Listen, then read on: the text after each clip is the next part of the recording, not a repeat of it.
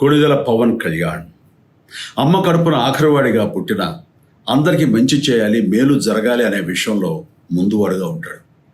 తన గురించి కంటే జనం గురించి ఎక్కువగా ఆలోచించే మనస్తత్వం నా తమ్ముడు కళ్యాణ్ బాబుది. ఎవరైనా అధికారంలోకి వచ్చాక ప్రజలకు ఏదైనా చేయాలనుకుంటారు. కానీ కళ్యాణ్ తన సొంత సంపాదనని కౌలు రైతులు కన్నీళ్లు తుడిచేందుకు ఖర్చు పెట్టడం, సరిహద్దు దగ్గర ప్రాణాలొడ్డి పోరాడే జవాన్ కోసం పెద్ద మొత్తం అందివ్వటం, అలాగే మత్స్యకారులు ఇంకా ఎందరికో తాను చేసిన సహాయం చూస్తుంటే ఇలాంటి నాయకుడు కదా జనాలకు కావాల్సింది అనిపిస్తుంది. ఒక రకంగా చెప్పాలంటే సినిమాలోకి తను బలవంతంగా వచ్చాడు, రాజకీయాల్లో మాత్రం ఇష్టంతోనే వచ్చాడు.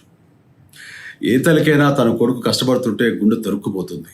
అలాగే ఏ అన్నకైనా తన తమ్ముడు అనవసరంగా మాటలు పడుతుంటే బాధ వేస్తుంది. అలా బాధపడుతున్న నా తల్లికి ఈ అన్నయ్యగా ఒక మాట చెప్పాను.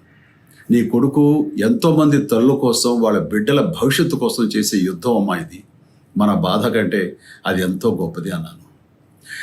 అన్యాయాన్ని ఎదిరించకుండా మౌనంగా ఉండే మంచివాళ్ళ వల్లనే ప్రజాస్వామ్యం మరింత నష్టం అని నమ్మి జనం కోసం జన సైనికుడు అయ్యాడు.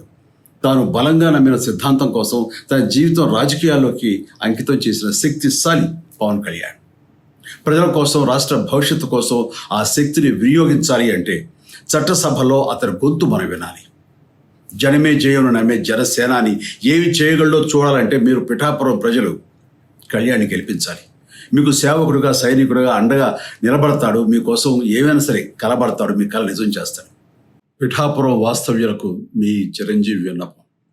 గాజు గ్లాసు గుర్తుకి మీ ఓటు వేసి పవన్ కళ్యాణ్ని గెలిపించండి. జై హింద్.